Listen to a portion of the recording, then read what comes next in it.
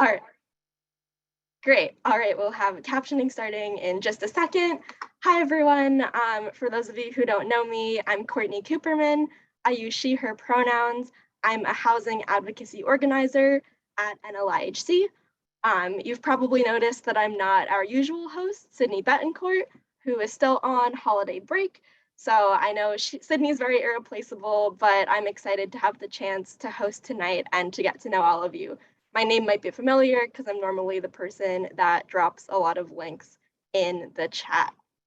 And tonight we have a really exciting panel all about digital advocacy. So how you can use social media and other online tools to push for change in your own communities and hold your elected officials accountable at the local, state, and federal levels. We'll be joined by some experts from NLIHC and our partners, who I'll introduce shortly. But before we get to today's theme, I'm going to take a few minutes to give an update on what's happening with Build Back Better and with emergency rental assistance programs. And just another reminder, as usual, you can use the Q&A to ask questions throughout, and we will pause many times throughout the presentation to answer those questions, and all of our panelists will have a chance to take a look at those. So encourage you to be active in the chat, be active in the Q&A. We're here to have a conversation. All right, so since our last Tenant Talk Live, there's been, unfortunately, a bit of a setback with Build Back Better, which, as a reminder, is the comprehensive economic recovery package that includes $150 billion in affordable housing and community development investments. More than 2/3 of those resources are for the housed campaign priorities, public housing, rental assistance, and the National Housing Trust Fund. The House of Representatives passed its version of the Build Back Better Act in late November, which was itself a huge achievement that wouldn't have been possible without all your advocacy. So again, despite all the hard work ahead, just want to take a moment to thank all of you who have reached out to your members of Congress and been so involved throughout this process. But in late December, Senator Joe Manchin, a centrist senator from West Virginia, announced his opposition to the bill as it currently stands. Because the Senate needs all 50 Democratic senators to pass this package, the fate of the bill is unclear without Senator Manchin on board. The housing provisions, he doesn't have any particular issues with the housing provisions kind of as a standalone thing, but those really can't move forward unless the entire bill moves forward and the process continues. So I understand this can be very frustrating, and you may be wondering, where does that leave us? Our latest insight from Capitol Hill suggests that Senate Majority Leader Chuck Schumer will put Build Back Better up for a vote at some point in January, but that vote will fail without Senator Manchin's support. The main action will be taking place behind the scenes in negotiations between the White House, Senate Democratic leadership, and Senator Manchin, as they aim to work out a compromise bill that Senator Manchin will accept. Our main focus right now is to make sure that that compromise includes our housed campaign priorities. Housing could be at risk of getting cut out of the bill entirely, and we need to make sure we're making noise to prevent that from happening. So if you see your members of Congress talking about their priorities for the compromise bill, we need to make sure they're talking about housing. And as always, we have a call to action that makes it easy for you to reach out directly to your members of Congress. And I will go ahead and drop that link in the chat for everyone. You'll also hear a bit more about these opportunities once we get into our panel. So here is a link that you can use to reach out to your members of Congress. And even if you've reached out before, I know we say this on every call, it is always so important. And the message is a little bit different this time because the process is changing. So there's no such thing as sending them too many letters. We need to make sure that they keep hearing from us. Even if you already reached out, you can reach out again. And in terms of federal legislation, right now our focus really is on Build Back Better, but we're also paying attention to the government spending bill for the new fiscal year. Right now, the federal government is running on what's called a continuing resolution, which keeps the government open with the same funding levels as the previous year. But because of inflation, that effectively acts as a cut to the programs we care about. And we want to make sure that Congress passes a new spending bill instead of extending the continuing resolution again. And I'll share in the chat some links about why this matters and the letter we sent to Congress about it. We also have an organizational sign-on letter that you can sign on to in support of maximum funding for housing and community development programs. And I will post the link for organizations to sign on to that letter, which stays open. If you have any questions about this legislative update, feel free to put those in the Q&A. But if they're super technical, you might want to email our policy analyst, Kim Johnson, and I will put her email in the chat too. All right, so that is the federal legislative update, and you'll get to hear more about Build Back Better once we turn it over to the panel. Now, a quick update on emergency rental assistance. Federal emergency rental assistance programs have spent $14.23 billion out of their $25 billion allocation for ERA-1, which is the first round of emergency rental assistance funding that Congress provided. That amounts to 56.9% of the total ERA-1 amount. Programs are also ramping up spending of their ERA-2 allocation, with $2.89 billion of $21.55 billion being spent already, or 13.4% of total money appropriated to the program. And as a reminder, ERA-2 includes additional flexibilities intended to make assistance more accessible to a wider range of tenants who have experienced hardship during the COVID-19 pandemic. And you can keep up with the latest numbers with our ERA dashboard and spending tracker that our amazing research team maintains right here. But of course, progress on distribution is still uneven, with some state and local programs exhausting most of their funding and others really not making much of a dent in it. Treasury is currently conducting a reallocation process, which will redistribute funding from lower spending programs to higher spending programs, and also incentivize slow spenders to make program improvements that will help get money out the door to those in need. Applications for some high spending ERA programs to continue to be put on hold as they wait for reallocated funds from Treasury, and it's still unclear when these funds will be made available. 88.2% of programs are still accepting applications, 12% are permanently closed, and 8.8% are putting applications on hold until they receive additional funds. Finally, at the end of December, NLIHC and the Housing Initiative at Penn released a report on the relationship between program design features and spending outcomes. The report found that self-attestation and other tools to reduce documentation burdens, like categorical eligibility and fact-specific proxy, are important to a program's ability to distribute aid to renter households. Essentially, this is just yet another piece of evidence that it's critical for slower spending programs to keep adopting these flexibilities that NLIHC and our partners have been advocating for to make sure that the resources get to those in need. And you can read more about the report at the link that I'll drop in the chat. For questions about ERA spending, again, feel free to put those in the Q&A, and we will get to them later in the presentation. But I'm also going to put in the email address for Emma Foley, one of our research analysts, who is one of our resident experts here. All right, and that concludes the federal update, ERA update. Now that we've covered all of that, I'm going to turn it over to our guest speakers. Our panelists for tonight are May Louis-Juste, our very own communications specialist at NLIHC, Londre Holmes, who's a digital communication specialist at the Nonprofit Housing Association of Northern California, and Amber Gruner, who's an organizer at the DC Fiscal Policy Institute. Together, they will talk about how we can use digital advocacy to reach out to our elected officials and hold them accountable. I will pass it off to May to get us started. Thank you, Courtney. Hello, everyone. I'm so excited to be with you guys this evening if you're on the East Coast, and kind of afternoon if you're on the West Coast. I am going to just chat with you guys a couple of resources and tips of digital advocacy that we use on the national level, but just also know that some of these tips you'll be able to use on a state and local level as well to amplify your campaigns within your community in a digital space.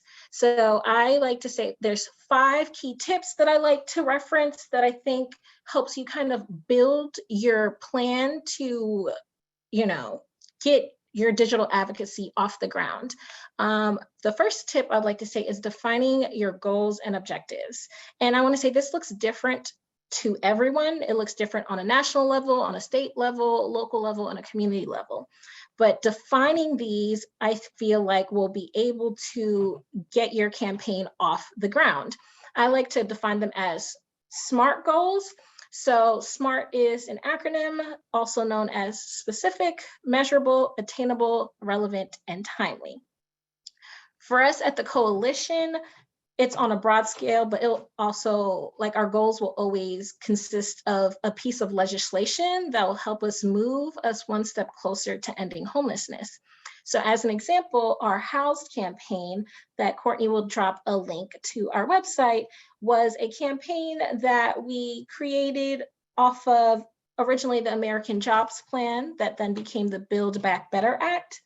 And our goal is obviously, like Courtney said earlier, getting funding for public housing, rental assistance, and the National Housing Trust Fund. So when we were building out this campaign, we're seeing how we will be able to get legislation to focus on these key areas to help our state and local partners. And also, when you define your goals, you're able to bring awareness to different calls to actions on different levels. And we work with many state and local partners to ensure that our calls to actions are what is needed in the field. Our second tip is defining your audience. And I want to say this is very, very important. While you do have goals, it's to get your campaign going is knowing who your audience is. Who are you trying to reach? So for many of you guys are tenant leaders. So I know your campaigns will be looking to work with local government, state government, and maybe even people in your community. So being able to understand your audience, their characteristics, and how they can be influenced is important. For us at the coalition, our primary audience is members of Congress, but our second audience is members of the media, which influence our primary audience. I like to say that when we put in our op-eds or when we work on social media, we're getting news coverage that helps influence our primary audience, which is members of Congress. They'll see that, okay, people on the ground are asking for this, that, and the third. And it's like, okay, we have to listen because, they elected us to get the job done. And if it's in the news, if people are talking about it, if it's on social media, it's something that we need to do.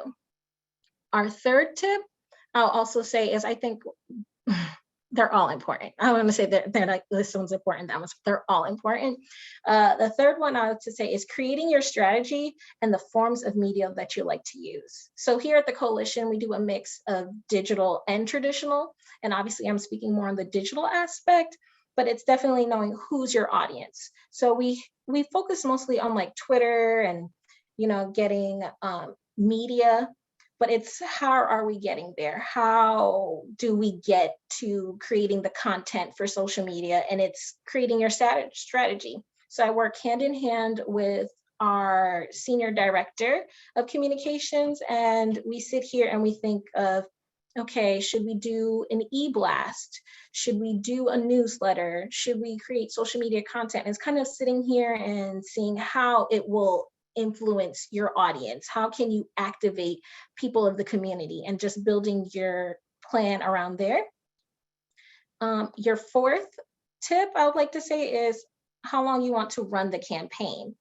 So for an example, with a timeline, with the Our Homes, Our Votes campaign that Courtney can drop a link to, also with our toolkit, the timeline, this is a campaign that we run every 2 years. And it's basically focused on ensuring that low-income renters are being heard and that their candidates understand that affordable housing is top of mind.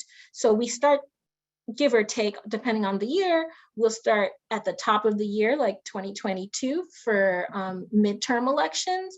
And for like presidential campaigns, we start a year and a half.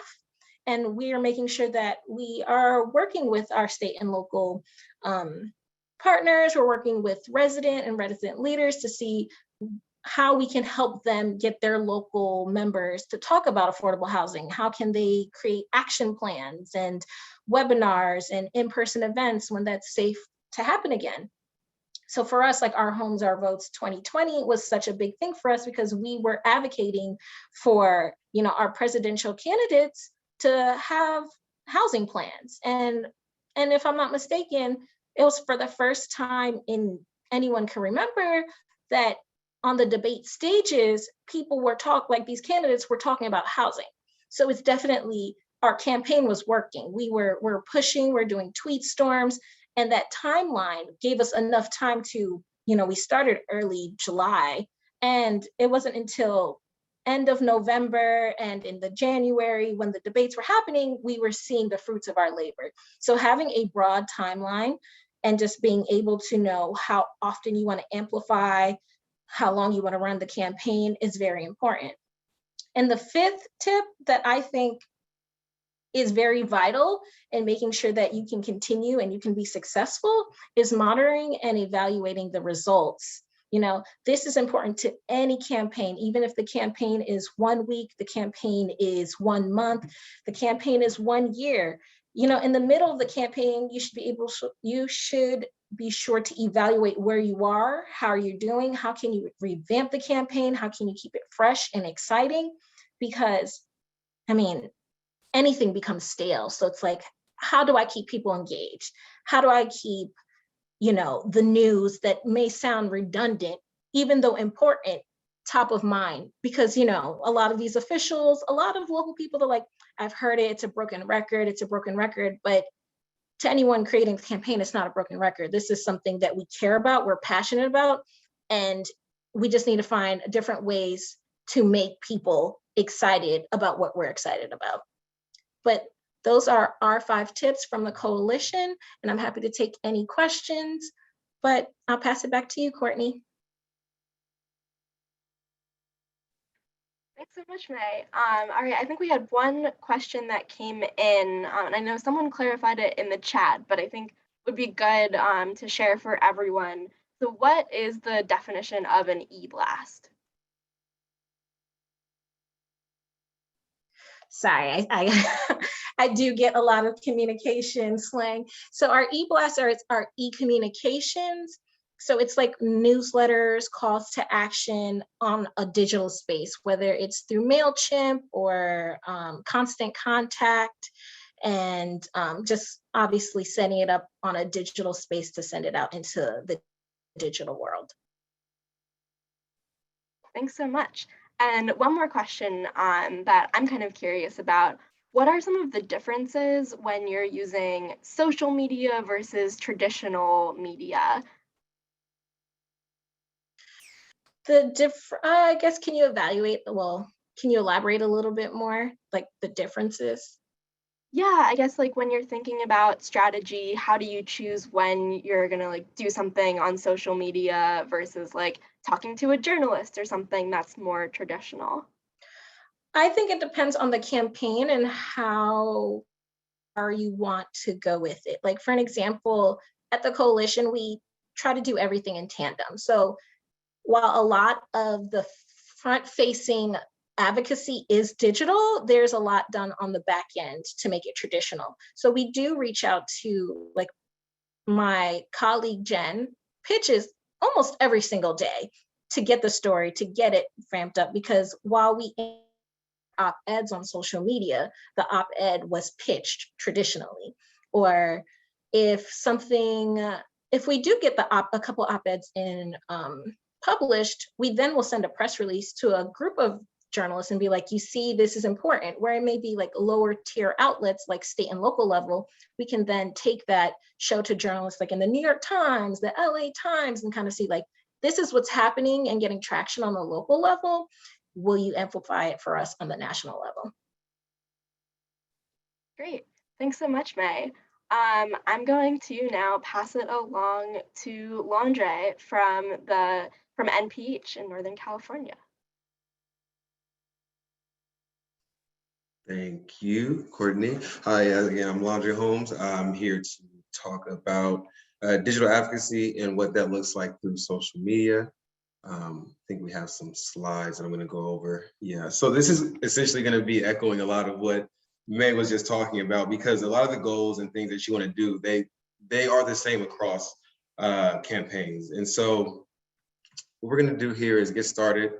If we can go to the next slide, that would be great. So essentially, NPH has been involved with advocacy around the Build Back Better plan, including housing provisions in that plan and making sure that those housing provisions stayed throughout the final package.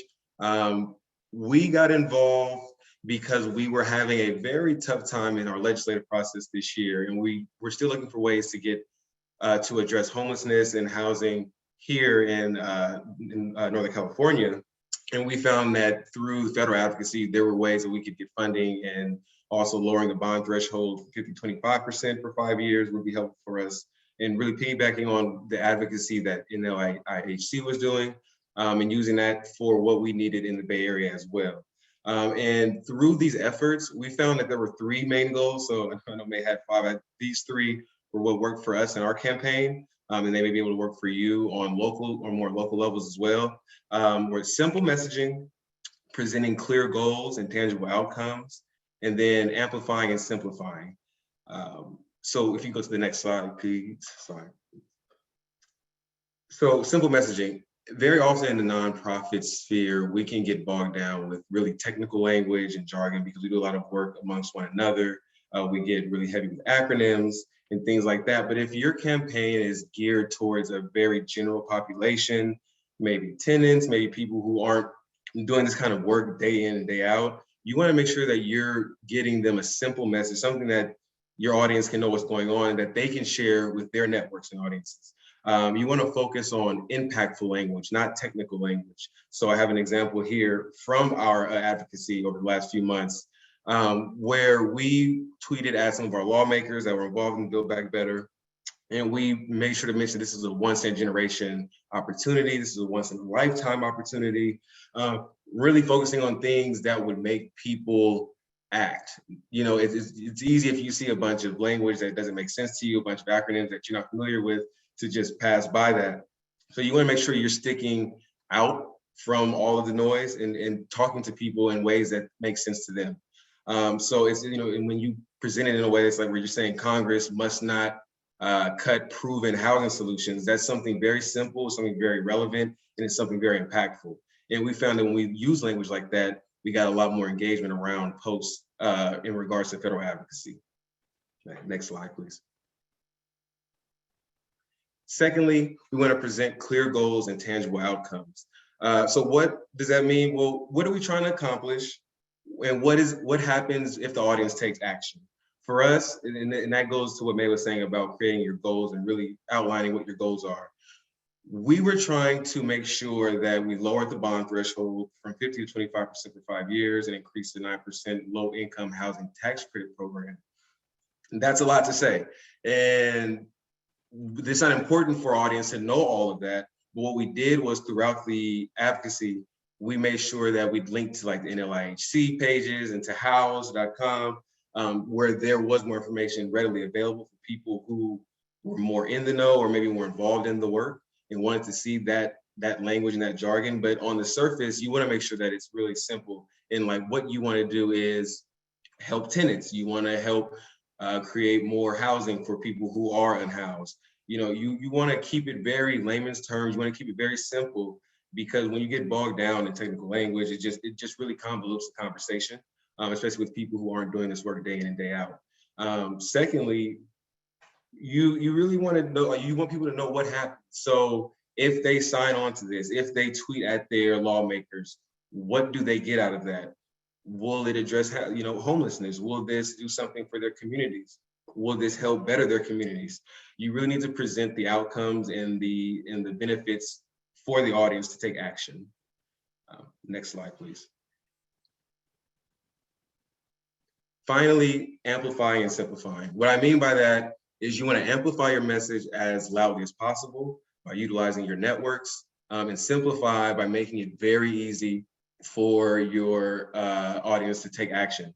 So as May mentioned, using social media toolkits, we created a series of toolkits for this campaign. Usually, if it's something that we know is going to happen, we'll have one main toolkit over like a month or a month and a half for that campaign.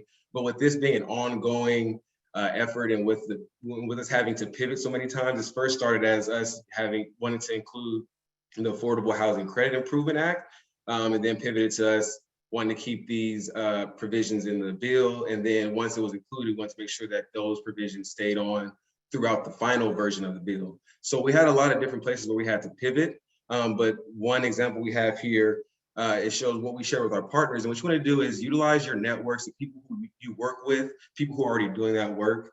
And you don't want to reinvent the wheel. You want to make it so that they're saying the same thing. Repetition is important. You want to make sure that your lawmakers are seeing that you're united on one front. It makes it a lot easier to have that message resonate if you're not all saying different things. So we made sure that we provided copy, graphics, the various lawmakers that you should be tweeting at, so that our partners and our audiences, we took the legwork out for them. You just have to copy and paste. Another great tool to make action easy is clicktotweet.com. This is a free tool where it can auto-populate people's Twitter, so that all I have to do is press send and send a message. So this helps take the legwork out of people having to go search for their lawmakers. It can all be included in the toolkit. And this is a good thing for if you want people, tweeting. You don't need them having to make the message. It's almost like a letter to Congress, but for social media. And it takes the guessing work, takes the legwork out of it for your audience. And then finally, if you have the capacity to do so, tracking your metrics. This doesn't even have to, if you have it, it'd be great if you have Google Analytics, if you have something that robust. If not, even just checking in with your campaign and seeing which messages are doing the best, which messages are being retweeted and quote tweeted, where are you getting engagement? For us, we chose Twitter for this campaign. We saw that most of the lawmakers were there, our audience was there. It was easy to get people to take action there. So we chose Twitter, but that might not be the case for you in your campaign. Maybe LinkedIn or Facebook might be more relevant for your work, depending on what you're doing. But really understanding where the audience is taking action for you, where your audience typically exists, and not doubling efforts where it doesn't make sense for you. So next slide. So that's really the main goals that we saw that have worked, and we're still, of course, doing that as we hope Build Back Better gets passed. But taking those key goals, and whenever we pivot, still starting back from square one of how can we keep the message simple, who are we talking to, and how do we make it easy for people to take action. And if you have any questions, feel free to reach out if we weren't able to answer them during this session. Thank you. Thank you so much. I think we have one question that's come in so far that I wanted to throw to you, which is from Tara. How do you get your list of who to reach out to? Yeah, that's great. So for us, we're already an organization that exists. We have a member list, but we looked at where our partners were. We looked at who was tweeting about this. We included relevant hashtags. We looked at the Build Back Better, like hashtag Build Back Better, hashtag BBB. For us, it's really who's already engaged with your tweets. You might have a mailing list. You might have just a general list. If you don't have a starting point in terms of who you're talking to, try to make your messaging include as many keywords as possible, so that people are talking about Build Back Better. People are going to be mentioning Pelosi, Biden, Manchin.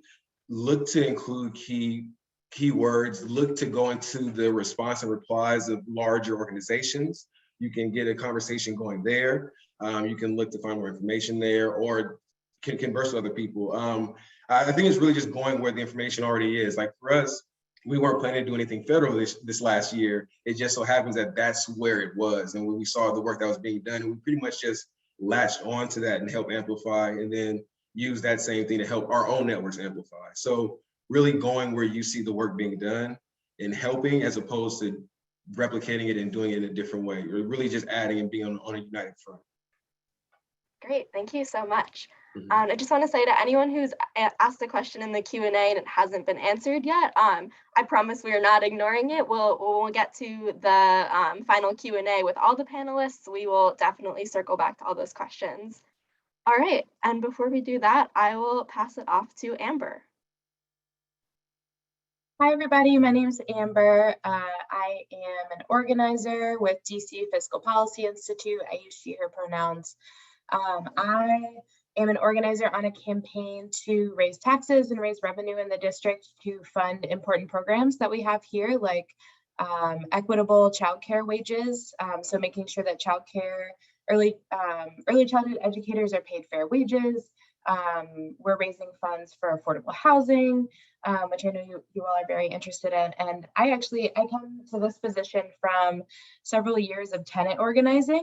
So I've worked with thousands of tenants in the district to help them exercise their rights. And it's just like near and dear to my heart. So I'm really happy to be here tonight talking to you all about this, even though I'm not as directly involved in housing organizing now.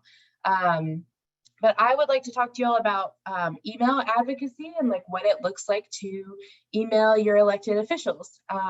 So in DC, which is most of where I've done my advocacy work, we do not have senators and we do not have representation in Congress. So who we deal with on a day-to-day basis is our city council. So our landscape for advocacy looks different than a lot of folks here in other states.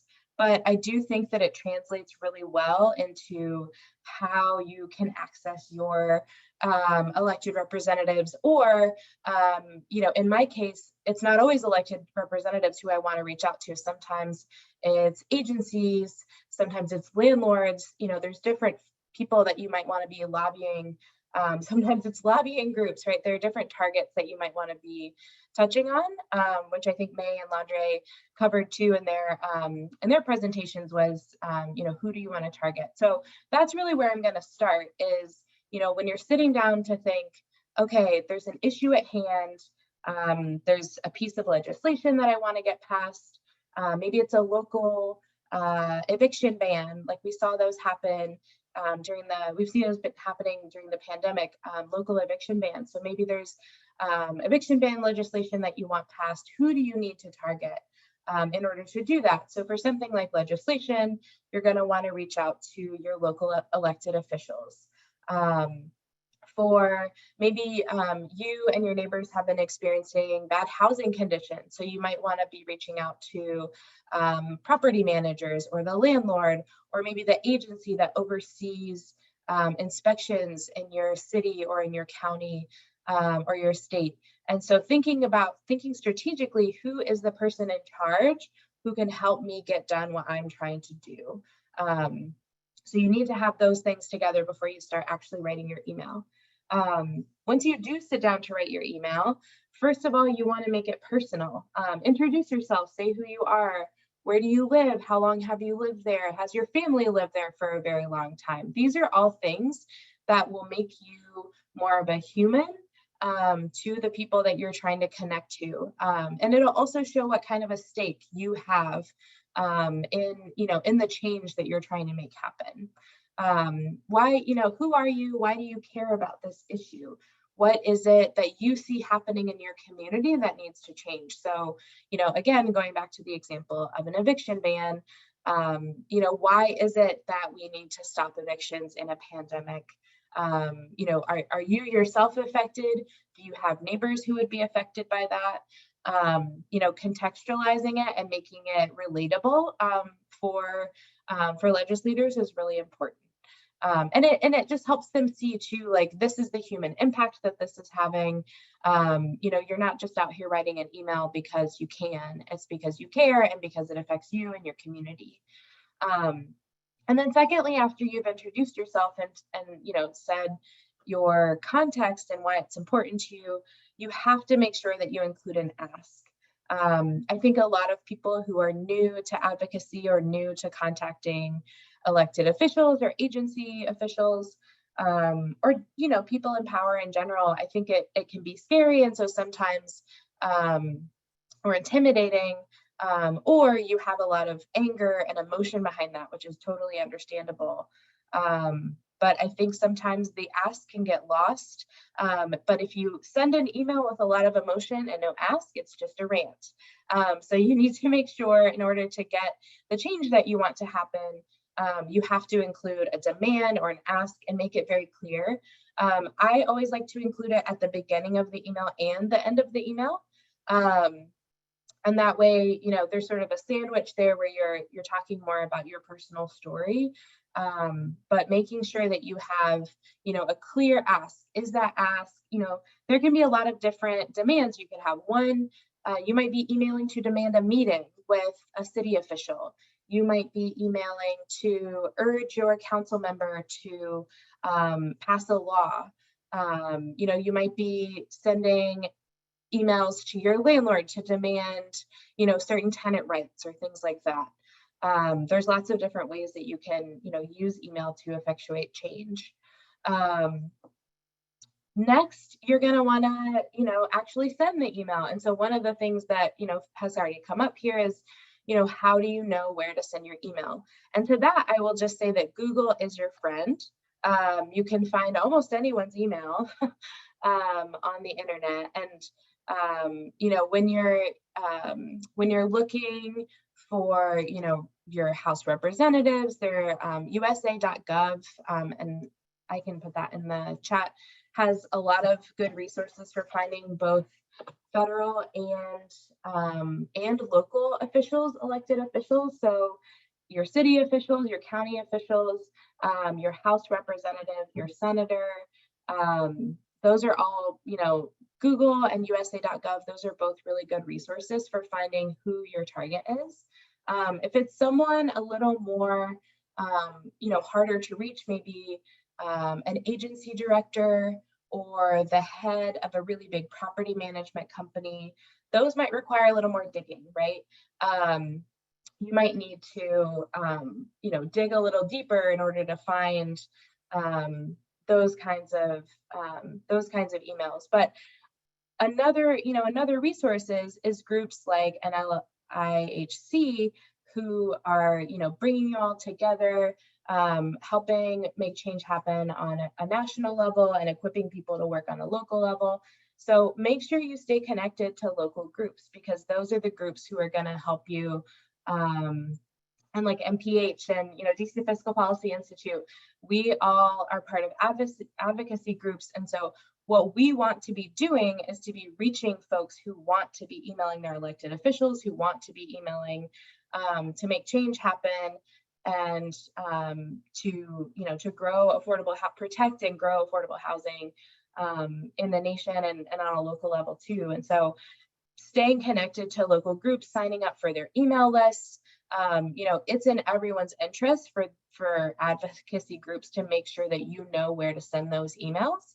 And so do open those newsletters that you get. I know it's easy to sign up and then maybe not open those emails, but they have a lot of really valuable information in them. And I think, you know, I think sometimes that's overlooked. So again, you know, searching on the internet, talking to people, you know, I think that is often, you know, the way that the world works is that who you know often, you know, can take you to the next level. And that's absolutely true in email advocacy. So I would say whenever I'm, you know, me as an individual, if I'm going to email my council members or, you know, somebody in an agency that I want to change something, I'll reach out to friends of mine and say, do you know anybody who works in that office who could maybe help me make sure that somebody reads my email or something like that? So, you know, sometimes it can be helpful, you know, maybe you have a cousin who used to work for the mayor or something like that. It really, these little connections really do make the difference, particularly on a local level. If you're in a smaller community, if you're in, you know, we're working on a city level versus the national level or the state level, you know, use those connections and use, you know, talk to your neighbors, talk to your friends, talk to, you know, these advocacy groups to see, you know, maybe a certain senator won't necessarily check their emails, but they will listen to another senator who will, be paying attention. And so there are these sort of indirect routes you can look at too. And then because I come from an organizing background, and I know you all are looking to build power, and Londre got into this too, you want to make sure that you amplify whatever you do. So while it is great for one person to send an email, I think we all here know that having 10 or 20 or 100 or 1,000 people send a very similar message is actually way more powerful. So anytime you reach out to your council members, state representatives, national representatives, local elected officials, make sure that you're asking at least 3 people to do that same thing. And you don't have to be, you don't have to be professional to do that. You don't really have to know, be a communication specialist or an organizer to be able to just take a screenshot of that email that you wrote or forward that email that you wrote to 3 friends. And I would say, don't just pick 3 random people. Make sure that they're people you have a relationship with, who you respect, and who you know that will take that extra step. And like anything, you want to make it as easy as possible for people to participate. So whenever I do this, and I follow my own advice here, whenever I write an email to my elected official, I'll take a screenshot, I'll post it on social media, and I'll say, hey, I need 3 volunteers to do this. And if I don't hear back from people, I'll just start texting people. In my personal book, this summer we had, it wasn't an email, but it was a petition we ran for our campaign, and we were getting down to the deadline. And so I just got out my phone and I started texting my friends individually to say, hey, can you sign this petition? And our numbers just immediately went up. So reaching out, just doing that extra, sending a personal text, sending a personal email to say, hey, I sent this email, it's really important to me, can you send one too? Will really make all the difference. And I think that's where I'll wrap up, but I do want to say that, I think a lot of effort is put into social media, which is great at amplifying a message and changing a narrative. But I will say that emails still really go a long way with a lot of elected officials. Thanks so much, Amber. So I'm going to invite everyone from the panel to come back on screen and circle back to a few questions that people have asked over the course of the presentations that I think maybe some combination of panelists could answer. So Renee asked a question in the Q&A about dealing with kind of corporations and corruption. And I'm wondering if any of you could speak to the use of social media or any sort of digital advocacy, not just for pressuring elected officials, but for enacting change perhaps within buildings or dealing with unfair corporate practices.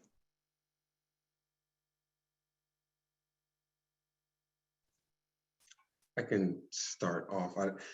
I think it's really important to amplification is the most important thing here. Is you want to get people behind the message, and that's holding people accountable. That's getting things passed, getting things changed. We see often. I know that I'm a big sports fan, and there's a lot of inequality when it comes to women's sports and men's sports, and a lot of things have changed when women's athletes have taken to like showing on social media, like these are the differences in how we're treated versus the male athletes.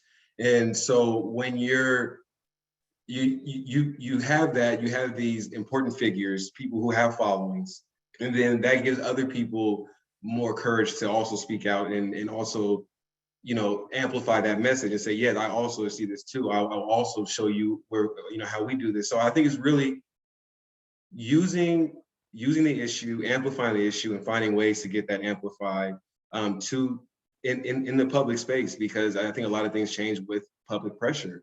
And so getting as many people to post about it, to share it, like Amber had mentioned, really or sending it to people. Can you post this if you're not getting the engagement you need? But really relying on the people that you've built a relationship with to help share that message or help hold people accountable. I think that one of the things with our campaign was we really stressed messaging around the voters gave you the opportunity to pass this, like really reinforcing the power that people have. and using messaging to really reinforce those narratives. Thank you. Do any other panelists want to add to that? Yeah, I think like, yeah, it's I mean, it's hard to take down corrupt corporations, right? I think we're all like, it is trying to move mountains. I will say in DC, it's the political landscape is different in every place, but in DC we've had a lot of success lobbying and appealing to our attorney general, who can be like a good, depending on who they are and how they're elected or appointed, they can be a good oversight mechanism for corporate practices. But I will say it is harder to hold corporations accountable because the country we live in gives them a lot of power and a lot of leeway. But there can be, find your allies in government who care about government oversight and appeal to those folks.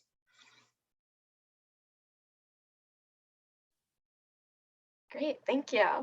And another question about how can we get homeowners to contribute political will around extremely low income housing issues? How can we get homeowners to also contact their elected officials about issues that renters are confronting?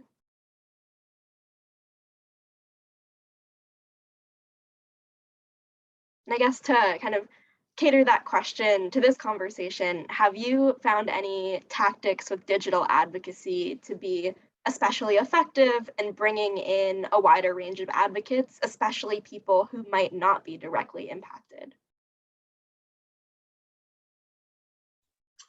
I think for us in the Bay Area, it's really finding people that those audiences already listen to and trying to get them to speak with your messaging.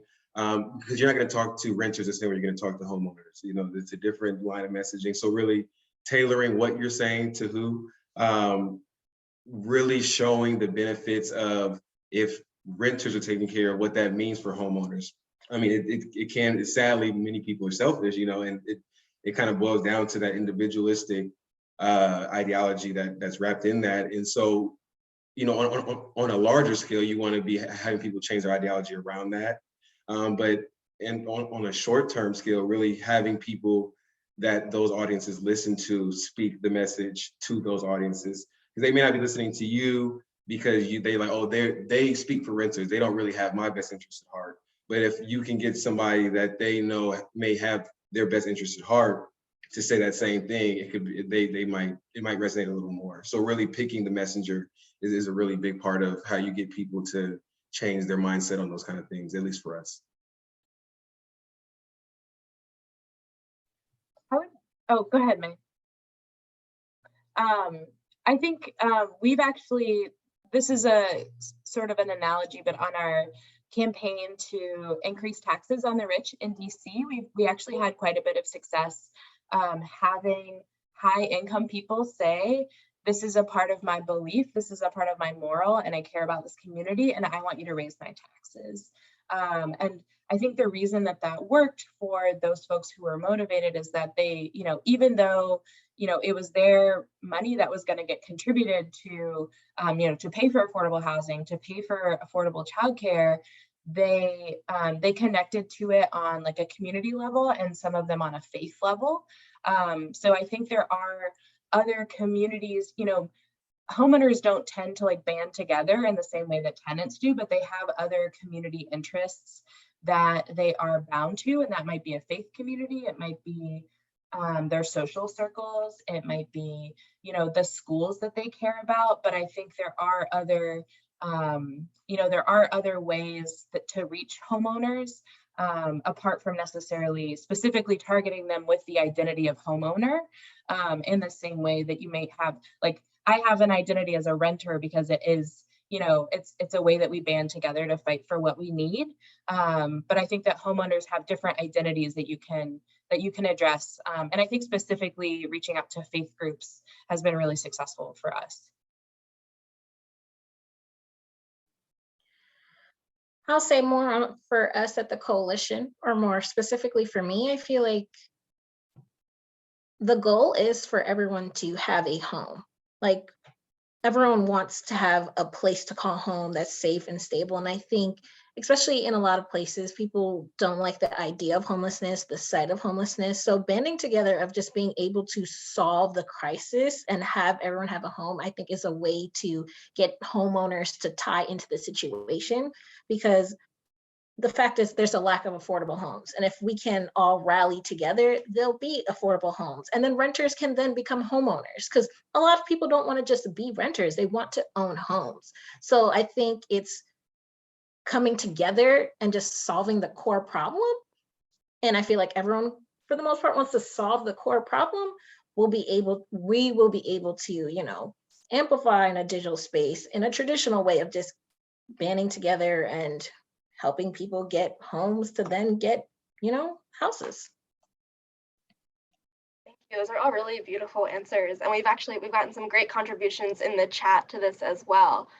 Tara said that they've used the messaging of it's a human problem, not a renter's problem, and that got people on board. That's so true. And Kathy talked about using a racial justice lens, talking about the ways that tax deductions for homeowners have mainly benefited white people. And if we care about racial justice, whether you're a renter or not, caring about racial justice means caring about housing justice. I think that's a really great point as well. And I know something that all of us try to bring to our work is that racial equity lens. Great. So we're wrapping up. We had one question from a while back about Build Back Better. I'll just answer this super quickly. Why does Senator Manchin oppose the bill? That's an interesting one. I think he has been concerned throughout the process about the top line spending number. He's concerned that programs will get extended and end up costing more than what they say they'll cost. He has concerns about the child tax credit and making sure programs are going to those who like really need it, which is problematic for a lot of reasons. But I think just the amount of spending and kind of where it's going is something that he's raised a lot of alarms about. And is he the only senator that opposes? For a while, we were targeting Senator Kyrsten Sinema, who was also on the fence about a lot of pieces of the bill. But as of late, it seems like she's been more on board, and Senator Manchin has been the main target. Great. Let me just check and see if we have other questions coming through.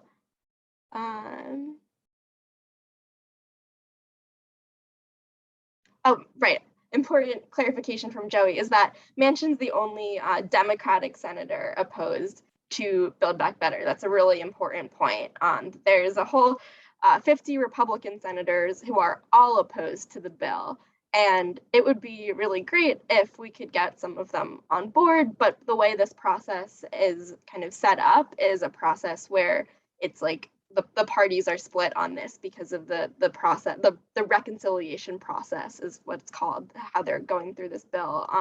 So there's really not a lot of hope that Republicans would get on board, even though we would like to think that they could be supportive of at least some of the pieces.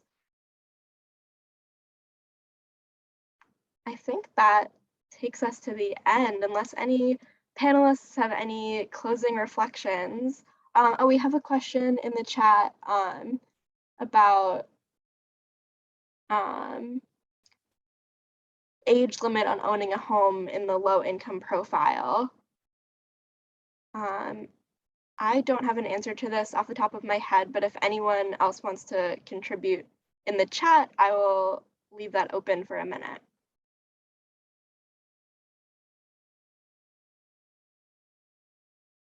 Great. And if that's all, I just want to thank all the panelists for taking the time to be here tonight. And we have some thank yous to the panelists from attendees coming through as well. We really appreciate all of you being here. We will definitely send out all of the links and the recording via email within the next few days. And I'll put my email in the chat as well as Sydney, our regular host's email in the chat. You can always feel free to be in contact if you have questions or ideas for future Tenant Talk Lives. Thanks, everyone. Have a great night and Happy New Year.